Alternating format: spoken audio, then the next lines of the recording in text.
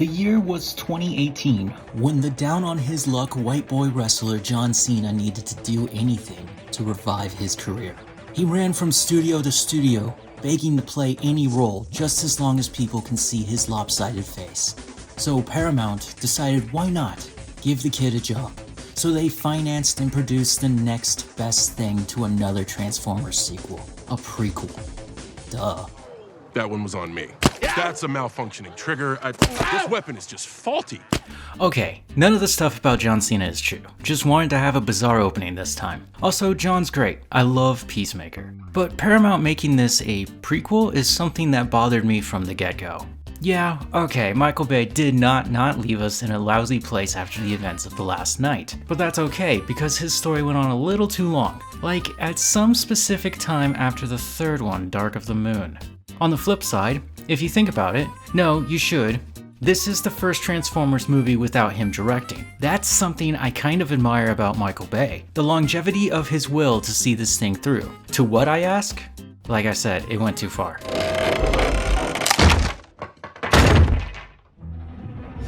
So what's up with this movie? Bumblebee takes place in the year 1987, the cult classic decade to all Hollywood producers. Cybertron is under attack by the Decepticons, and Optimus Prime and his team of Autobots are retreating from their home turf. Things take for the worst when the Decepticons intercept Autobot escape pods. So Prime sends B-127, Bumblebee, just for anyone who didn't know, down to Earth's surface to help defend it from Decepticons. Prime is making Earth his home base. I very much enjoyed the fact that the Transformers are up front and center in this picture, and it feels natural. You know where you are, and you find out fast what's happening. And to see multiple characters moving through these frames, it tells me the director didn't want to hold hands. He trusted you know Transformers already. It's also a nice quick of pace to jog along the trail long enough that we can feel free to jump back into the water again. So B basically smacks down in the story's equivalent of Area 51, somewhere in California, Sector 7. B trips every alarm in the facility, which alerts everybody. Colonel Jack Burns, Cena, has militarized his platoon and views B as a hostile extraterrestrial. You remember when I made that joke about the 80s being a cult classic setting for Hollywood producers? This movie is pumped full of new Coke ideas. But it makes sense that Jack would see B as a threat. After all, he's a proud white American. As the military attacks B, he's fast enough to drive away shortly after converting himself into a Jeep. After he gets through the caves, he encounters a Decepticon, whose name isn't relevant in this story because the guy does a number to our hero, and B gets him back for it. The Decepticon tore out his voice box and then further injured him. Tell me where your friends are hiding. I'll never talk. Is that right? B, like I said, upended the fight with a victory before succumbing to his wounds and transforming into a Volkswagen Bug. Yeah, it's cute, it's classic. On the other hand, we are introduced to our human protagonist, Charlie Watson, who is a teenage girl dealing with the loss of her father and having to deal with an attentive and decent stepdad. Charlie wants to be more like her father, a mechanic, so on her 18th birthday she wanted a car. Her parents just didn't. So Charlie goes to her local scrapyard because she wants to be a mechanic.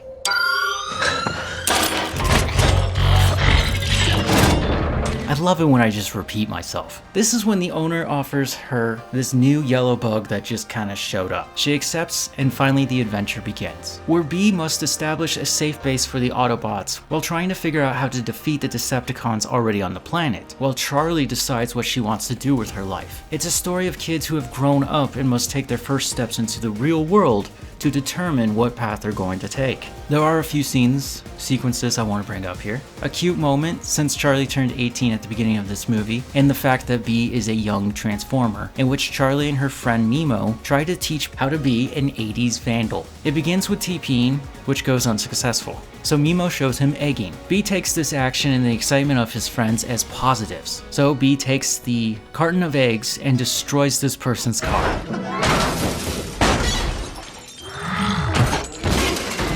It's a funny joke about how excitement can get you overworked and make you take things too far. Or if you're like me, this is a sad moment of peer pressure, where Charlie and Nemo are warping this adolescent's Transformer's mind, convincing him trespassing on private property, vandalism, and destruction are things to do when you want to have fun passing the time.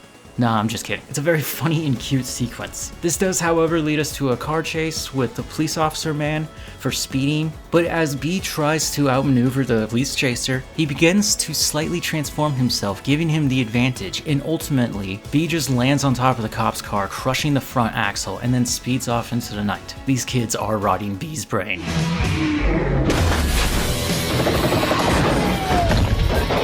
I know what you're thinking. Another Transformers review? And so soon? Yeah, but I did this not only to keep up with the franchise overall, but I also wanted to spend a little time to talk about the director, Travis Knight. Travis Knight is the biggest surprise I have about this movie. He's better known as one of the founders of Laika Studios, the studio behind Coraline and many others. Travis has made his directorial debut with Kubo and the Two Strings, which was up for some nominations. Him directing this movie, Bumblebee, is his live-action directorial debut. It's actually amazing how you can see same care and dedication he has towards his animated features are on display here. The CGI is carefully laid out, the plot and themes are tailored for its specific audience, and like I said, he doesn't hold your hand. As a fan, it's a nice change of pace. I can kind of make the analogy of Harry Potter and the Prisoner of Azkaban. Both new directors to the franchise, yet their work is seamlessly integrated within the greater picture. Travis did a really nice job with this picture. The story of Bumblebee offers very little that is new other than our additional human friends, but it's okay that this story played it safe. And by safe, I'd say that this movie successfully hits every story beat from the top of the list down into the depths. No real shakeup within its own plot or storytelling techniques. I know it sounds negative, but here I'm totally cool with it. This movie was originally intended to be a prequel for Michael Bay's series, but even the producers and Paramount have agreed that this movie's more technically on its own timeline, being that the last live-action Transformers movie, Rise of the Beasts, is a sequel to this. But what you get with this movie is another fun adventure where a kid and her car fight aliens. That's it, just like the first Transformers. Sam and B, now it's Charlie and B. You think these little chains can hold? I give this movie a beautiful 4 out of 5 stars. Note, it should be deserving more of a 3-star ranking, but because it's nice to see someone else at the wheel, and it's his first time attempting this, you get an extra star. One last note, B is a brutal fighter, isn't he? Like sometimes I watch Optimus just annihilate a Decepticon, but then when you watch B do his thing, it's like layers of emotional hate running through his kills on the battlefield. It's just gnarly. Thanks for watching. I know it's a short and simple one sometimes. That's all it has to be. If you haven't already, like, comment, subscribe. I don't know what you need to comment about. Bye.